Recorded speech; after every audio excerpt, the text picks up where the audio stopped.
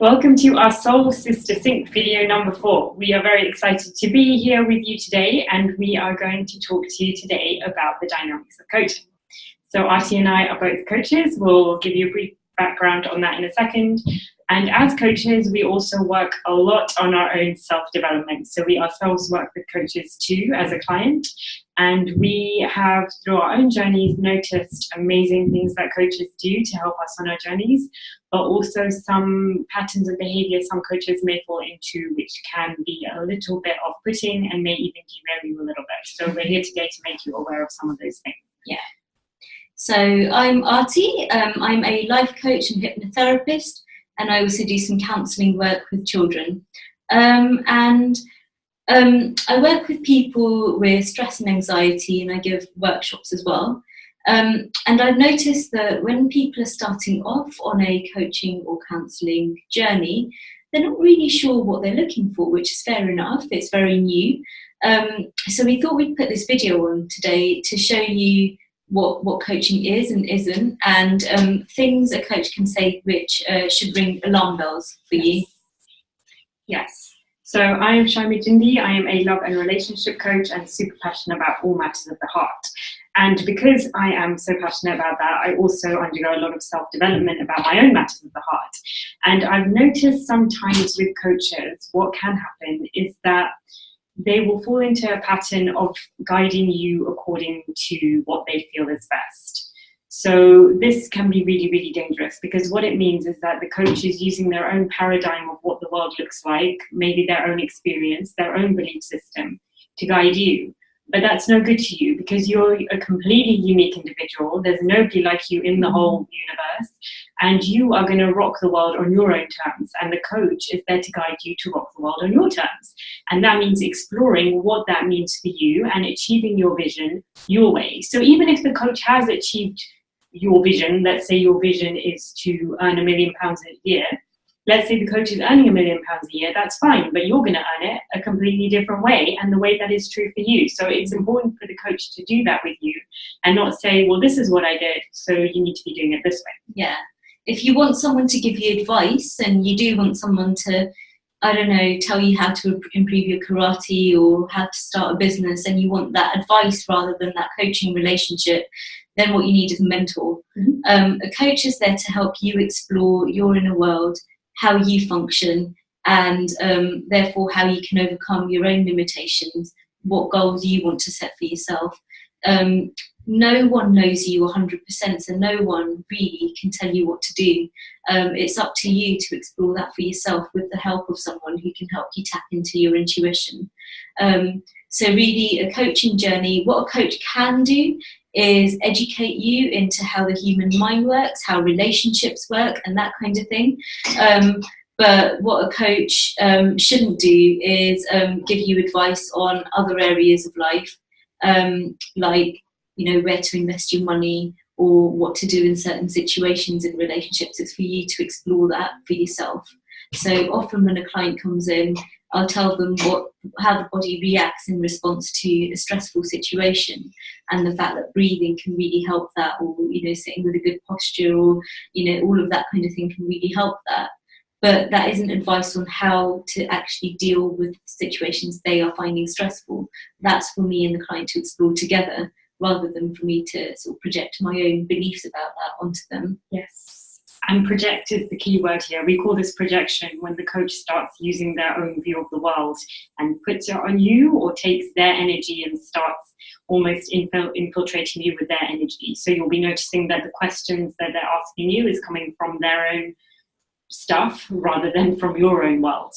And that's when the alarm bells will ring for you. So we would like to give you a demo of this, because sometimes it's not easy to spot. Even me, sometimes I have to say, is that coming from your energy or mine? So we'll give you an example. Arti will start by coaching me, and what I'm going to do is I'm going to use this squeaky thing. Those of you who played the board game Taboo will know that where this comes from. When somebody says something wrong, you've got to beat this.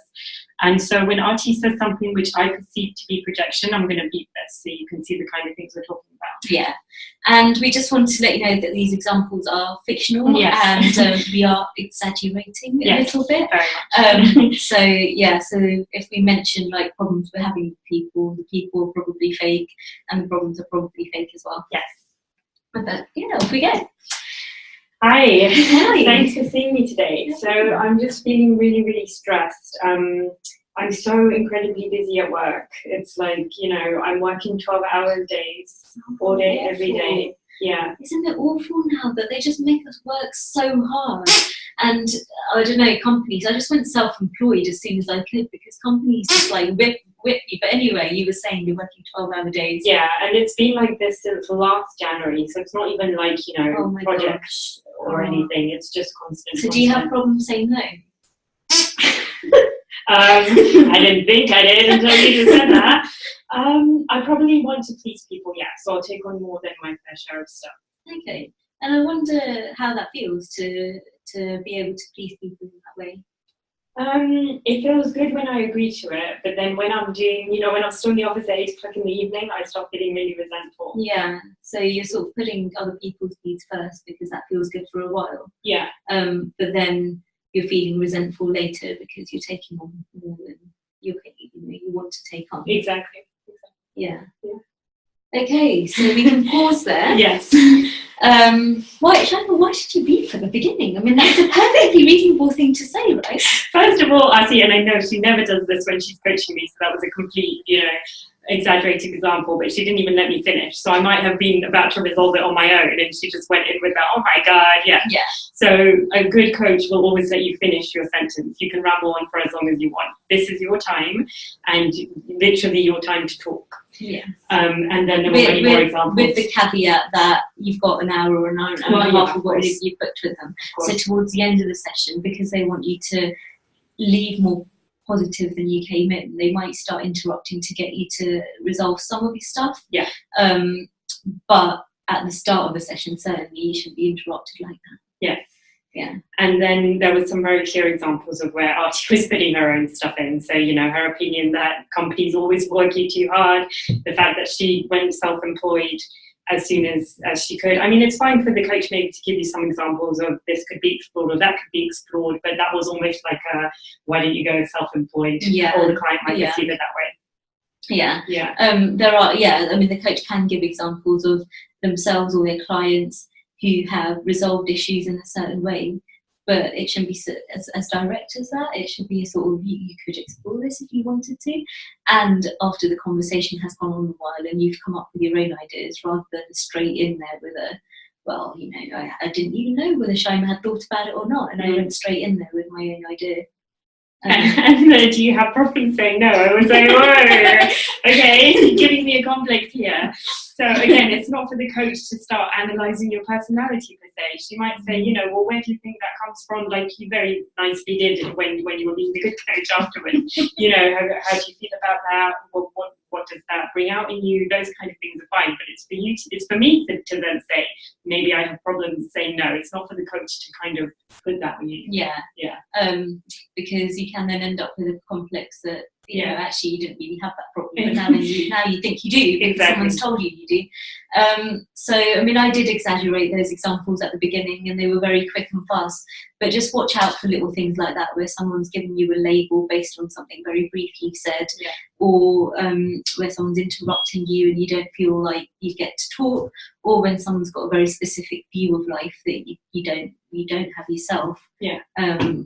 A good coach you always connect with. So if you don't feel that connection to a coach because they've got a different view of life to you, then you're going to find it really hard to work with them in the future. Yes. Okay, so we will swap. So Archie will present me with an issue. Okay, so Shaima, I just get really angry all the time. Like I just feel, I don't know, just frustrated, irritated all the time. I'm feeling some of your anger right now. Yeah. I feel angry now. Yeah. Like, that makes me angry that you said that. Really? Yeah. I wasn't trying to piss you off or anything. Okay. Do people like say innocent stuff to piss you off? No, I don't know. I think they're just really stupid about things. Okay. Do people tell you you're quite sensitive? No, not really. Okay. So where do you think this anger might be coming from? Is it in response to certain triggers? Yeah, every time I get on the train, everyone's like left their bags on their seats and we can't sit down, and it's just completely ridiculous. Like, they're just not thinking about us at all. But does that annoy you? That doesn't annoy me at all. Really? No, it happens every morning. Oh my gosh, it's so annoying. And then like the guy blows his whistle before we're even on the train, and that panics me. But we could sit down if people. So when does the anger start, would you say, after you first wake up? When do you first feel that? When I'm trying to get on the train. Okay. And I can't because everyone's got their bags on their seats. Okay. Do you think the travel itself is a trigger, or is it something else? I think it's the travel. I think people are just being inconsiderate. Yeah. Okay, so we can pause there. Okay, good. So towards the end, there were some good questions, and we were about to explore where the origins of the anger had come from. Mm-hmm. But before that, there was a lot of a coach going, "Oh, I think I can feel that anger coming off you," and actually, it's a really good point, because I've had coaches where I walked into the room and they've said, "Oh, I feel that you blah, blah, blah, blah, blah."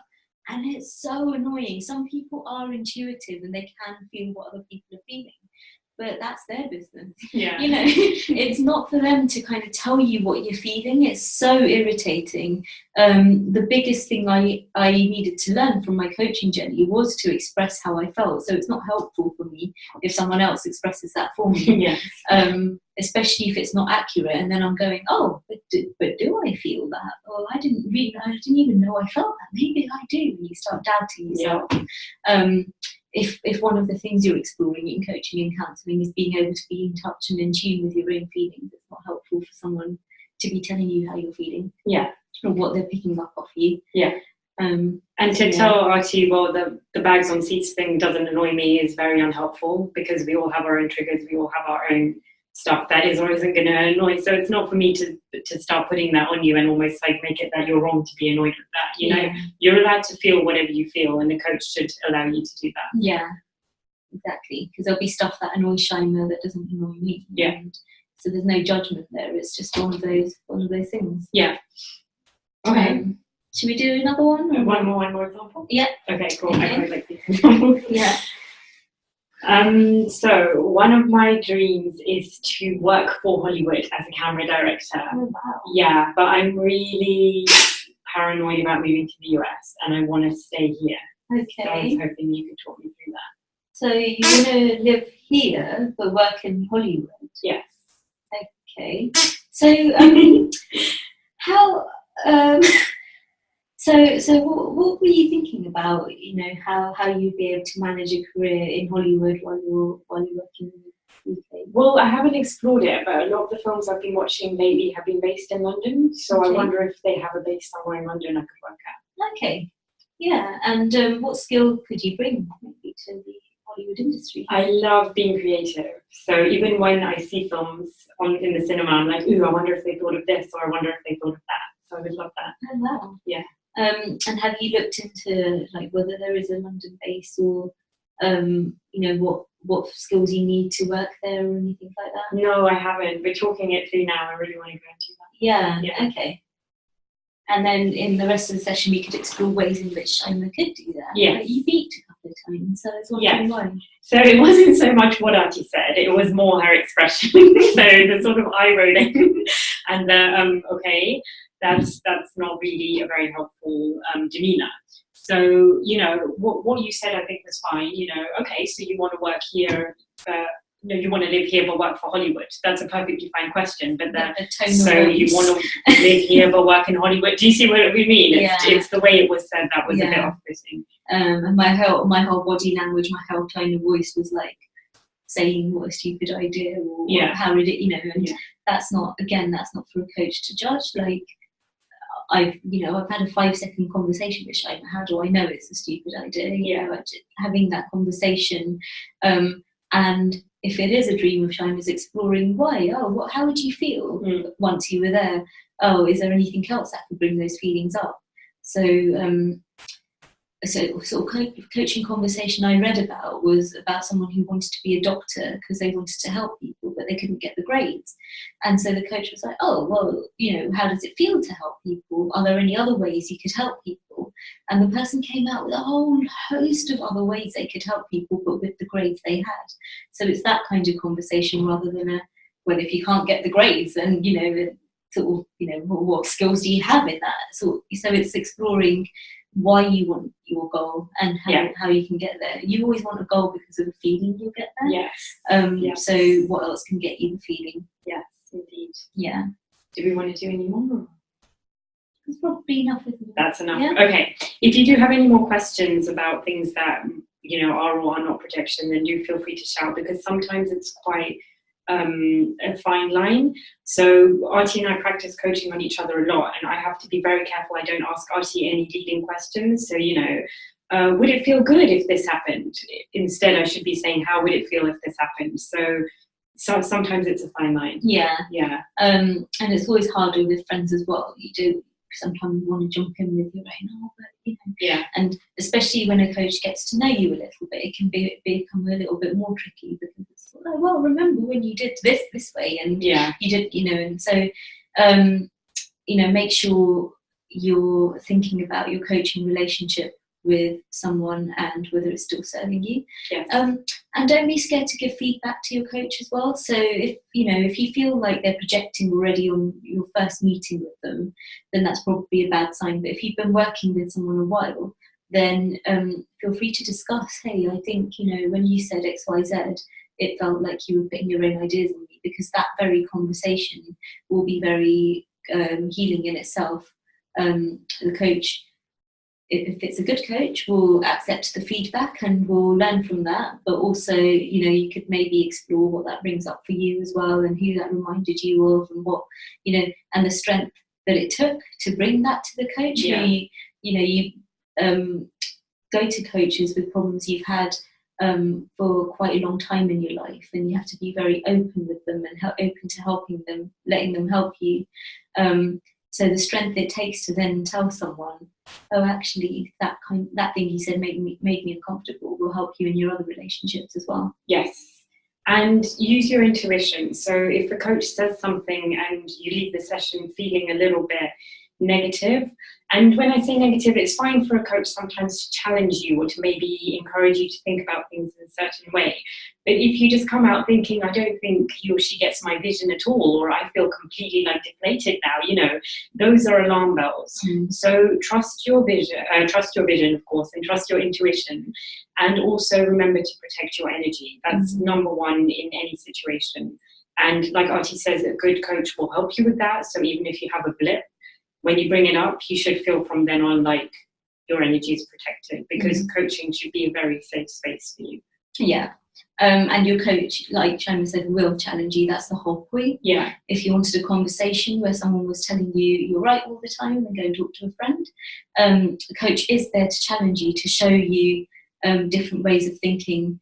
So the conversation should be challenging, but like Shima said, should deflate you or make you feel worse about yourself. Yeah. Or worse about what you want. Or worse about what you want. Yeah. So great. Thank you. Artie and I are always here if you do have any questions. If you're working with a coach and you're not, too sure about how it's going, then always feel free to give us a shout. Yeah. And we will see you on our next Soul Sister Sync video. Yep. See you next time. See you soon. Bye.